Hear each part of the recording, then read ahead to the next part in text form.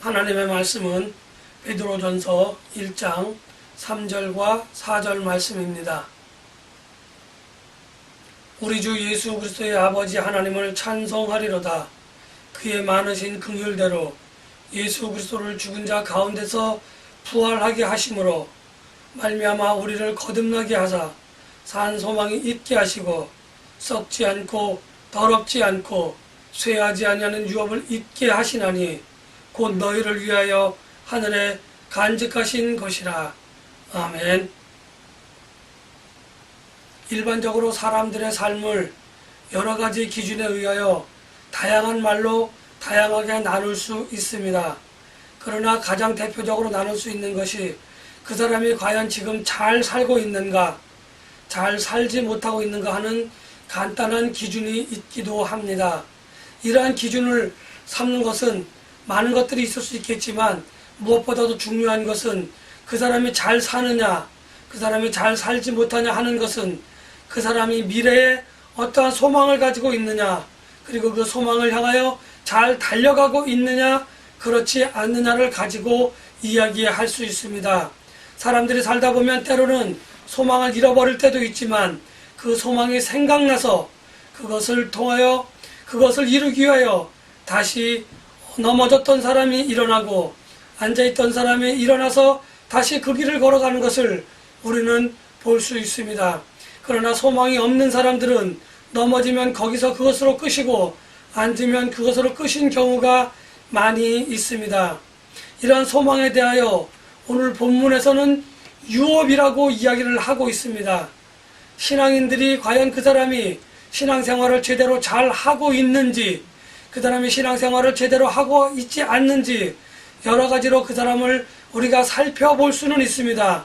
물론 신앙생활의 요소인 예배하는 것과 기도하고 찬송하는 것, 각종 생활에 열심으로 믿음으로 생활하는 것도 중요하지만 그 사람이 제대로 된 신앙생활을 하고 있는지 아닌지는 그 사람이 과연 미래에 다가올 소망, 하나님께 받을 유업을 얼마나 받기 위하여, 그것을 받기 위하여 얼마나 착실하게 준비하고 있고 그것을 위하여 얼마나 열심으로 달려가고 있는지 하는 것을 바라본다면, 그것을 살펴본다고 한다면 그 사람이 신앙생활을 제대로 하고 있는지 아니면 그렇지 않은지 우리는 잘 알 수 있는 기준이 되고 판단의 근거가 될 수도 있습니다. 우리가 하나님으로부터 무언가를 유업으로 받는다고 하는 그 소망을 갖는 것은 그 소망이 과연 어디서부터 생겨났고 지금은 어떤 상태로 이루어져 있고 그것이 어떻게 나에게 주어질 것인지 그것을 아는 것은 중요한 일이기도 합니다. 우리가 하나님의 나라를 유업으로 받는다고 하는 것은, 우리가 하나님의 나라를 유업으로 내가 취한다고 하는 것은, 우리가 다른 말로는 우리가 구원을 얻었다, 내가 구원을 이루었다, 이렇게 이야기할 수 있습니다. 그 이루었다고 하는 말 속에는 여러 가지 의미가 포함될 수 있지만 구원이라고 하는 것은 내가 예수 그리스도를 나의 구세주로, 하나님 아버지를 나의 아버지로, 성령님을 보혜사로 인정하는 삼위일체 하나님의 도우심을 내가 믿음으로 고백하는 그 순간, 그 유업을 받는 첫 번째 걸음을 뛰게 되어지는 것입니다. 그 순간이 이미 시작된 사람이 있고 지금 이 순간 그것이 시작되는 사람이 있고 아직 이루어지지 않은 미래의 어느 시간에 그것을 이루어갈 시간도, 그런 사람도 있는 것입니다. 그래서 구원이라고 하는 것은 과거의 시점에서 시작이 되어져서 현재는 그것이 이루어져 가고 있고, 그리고 미래의 어느 날 하나님께서 예수 그리스도를 통하여 이 세상을 심판하실 그날에 비로소 그 구원은 완전하게 이루어진다고 우리는 이야기할 수 있습니다. 그래서 바울은 빌립보서 2장 12절에서 두렵고 떨리는 마음으로 구원을 이루어 가라라고 우리들에게 권면하고 있습니다. 구원이 이미 이루어진 것이 아니고 이루어졌다고 이야기할 수도 없는 것이지만 우리는 구원을 이루었다고 이야기하고 있습니다. 우리가 구원을 이루었다, 하나님의 나라를 유업으로 받았다, 하나님의 나라에 대한 소망을 가지고 있다, 이렇게 말할 수 있는 것은, 아직 이루어지지도 않았는데 우리가 이렇게 말할 수 있는 것은 하나님의 신실하신 그 성품에 우리가 그 근거를 두고 있고 신실하신 하나님이심을 믿는 그 믿음에 우리는 근거를 두고 그것을 그렇게 말하고 있습니다. 하나님께서 아담에게 약속하신 그 이후로부터 지금까지 하나님께서 우리들에게 약속하신 그 약속은 어느 것 하나 빠지지 않고 어느 것 하나 소홀히 여기지 아니하시고 지금까지 다 이루어 오셨습니다. 지금까지 그 약속을 다 이루어 오신 하나님의 신실하심에 견주어 하나님의 신실하심을 볼 때에 장차 우리들에게 주어질 그 기업, 장차 우리들에게 소망으로 주어진 하나님의 나라를 우리가 유업으로 받을 것은 분명한 사실이기 때문에 하나님의 그 거룩하신 성품을 우리가 힘입어서 이미 구원을 이루었다 이렇게 이야기하는 것입니다. 그러나 실제적으로는 그 구원이 우리들에게 눈에 보이는 것이 아니고 그 구원이 어느 정도 이루어졌는지 우리는 알 수 없기 때문에 우리는 구원을 두렵고 떨리는 마음으로 하나하나씩 천성을 향하여 나아가듯이 천리길도 한 걸음 한 걸음 걸어가는 것처럼 하나님의 나라를 유업으로 받기 위하여 하나씩 저와 여러분들은 준비하며 나아가야 하는 것이 오늘 우리들에게 주어진 의무이고 오늘 우리들에게 주어진 책임이라고 이야기할 수 있는 것입니다. 때로는 하나님의 나라에 대한 소망을 가지고 이 세상에서 천성을 향하여 한 걸음 한 걸음 나아가다 보면 내가 원하지도 않았던, 내가 생각하지도 못했던 시련이 닥칠 수도 있고 내가 원하지도 못했던 고난이 저와 여러분들에게, 여러분들과 제게 닥칠 수도 있습니다. 그것이 나도 모르는 사이에 우리에게 다가와 우리를 넘어뜨리려 하고 우리를 괴롭히기까지도 합니다. 그러나 저와 여러분들에게 다가오는 시련과 고난은 사단으로 말미암은 것이 아니라 하나님께서 저와 여러분들을 좀 더 정금 같은 믿음을 갖도록 하시기 위하여 하나님의 나라에 합당한 자로 만드시기 위하여 주시는 시련과 고난이라고 하는 측면에서 바라본다고 하면은 우리에게 다가오는 시련과 고난은 우리가 능히 즐기고 우리가 능히 담대히 맞설 만한 그러한 것이기도 합니다. 하나님께서 우리의 믿음을 정금과 같이 하시고자 하는 이유는 우리의 지금의 모습은 흙과 돌이 섞여있는, 흙과 금의 성분들이 섞여있는 금강석과 같은 모습입니다.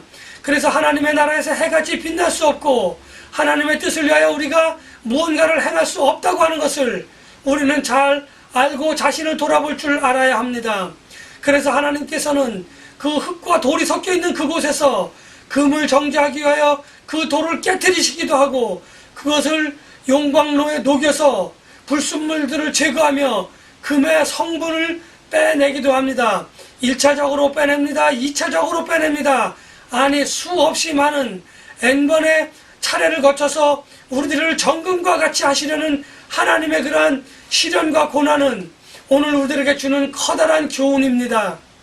시련을 통하여 금강석이 정금과 같이 되기 위해서는 많은 부분들이 버려져야 합니다.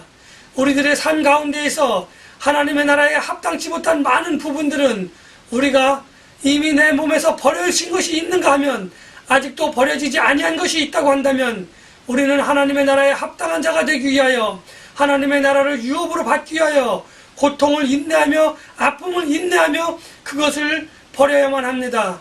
우리가 그것을 붙잡고 우리가 그것을 견디려고 하지 않는다고 한다면 우리는 결단코 하나님의 나라에 합당한 자가 될 수 없다고 하는 것을 오늘 성경은 분명하게 우리들에게 이야기해주고 있습니다. 자기 자신의 뒷모습을 바라보며 뒤에 놓여진 어떤 것을 안타까워하며 앞으로 나아가지 못하는 자, 멍에를 쥐고 앞으로 나가지 못하는 자는 하나님의 나라에 합당하지 않다고 분명히 우리들에게 말씀해 주셨습니다. 또 내게 하나님의 나라에 들어가기 위하여 합당치 않은 것을 버리지 않는다고 한다면 그것은 낙타가 바늘길을 통과하는 것만큼 어렵고 힘들기 때문에 우리는 하나님의 나라를 위하여 정금과 같은 믿음을 갖기 위하여 많은 것들을 우리는 버려야 합니다. 커다란 바위덩어리 속에 자그마한 금의 성분이 있다고 한다면 우리는 그것을 깨뜨리고 그것을 녹여버리고 불순물들을 버려서 금을 얻기도 합니다. 그러나 그 금이 14K가 됐든 24K가 됐든 그 금이 정금과 같이 되기 위해서 우리는 여러 차례의 정금과 같이 되는 그러한 일련의 과정을 거쳐야 합니다. 우리가 비록 금으로 금광석에서 추출된 물질이라 할지라도 정금과 같이 되기 위해서는 재련을 수차례 거쳐야 하고, 그러다 보면 그 부피는 점점 작아지게 되어집니다.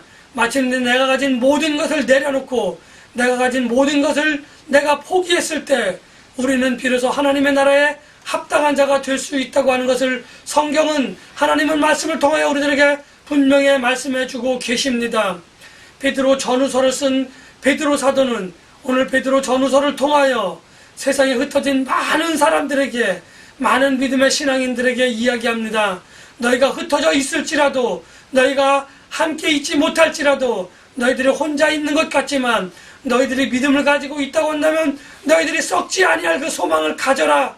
그리고 그 소망은 바로 하나님과 부활하신, 죽지 아니하시고 부활하신 예수님으로 인하여 이루어진 소망이니 그 소망을 너희가 향하여 한 걸음 한 걸음 나아가라, 이렇게 이야기하고 있습니다. 세계 곳곳에 흩어져 있는 믿음의 사람들, 다른 말로는 디아스포라라고 이야기하는데, 그 사람들의 믿음은, 그 사람들의 생활은, 그 사람들의 거처는 지금 그들이 각자 다르게 생활하고 각자 다른 곳을 향하여 걸어가고 있는 것 같지만, 그들의 발걸음의 최종 목적지는 바로 하나님의 나라인 것을 우리는 기억해야 됩니다. 저와 여러분들이 걸어가고 있는 그 발걸음이 하나님의 나라를 향하여 걷지 않고 있다고 한다면 그 믿음은, 그 소망은 산 소망이 아니고 살아있는 믿음이 아니고 죽어있는 소망이고 죽어있는 믿음이라고 말할 수밖에 없는 것입니다. 제가 걷는 발걸음이, 여러분들 각자가 걷는 발걸음이 각자 다른 곳을 향하여 걸어가고 있는 것 같지만 그 발걸음의 최종 목적지는 우리가 소망하고 우리가 기대하고 있던 하나님의 나라임을 분명하게 기억하고 그 목적지를 향하여 저와 여러분들은 걸어가고 있습니다. 어떤 이는 빠르게 걸어가고 있는가 하면은 어떤 이는 천천히, 그리고 한 걸음 한 걸음 걸어가는 이도 있을 것입니다. 하나님의 나라에 빨리 간다고 좋은 것이 아니고 하나님의 나라에 늦게 간다고 나쁜 것이 아닙니다. 하나님의 나라에 가기 위해서 우리가 버려야 할 것들을 버리며 가고 있느냐, 그렇지 않고 그것을 가지고 있느냐, 가지고 가고 있느냐 하는 것이 우리들에게는 더더욱 중요한 것입니다. 저와 여러분들이 다른 곳을 향하여 걷고 있는 것 같지만 우리는 분명하게 한 곳으로 걷고 있다고 저는 말씀을 드렸습니다. 그것이 우리들의 삶 가운데 아주 중요한 것입니다.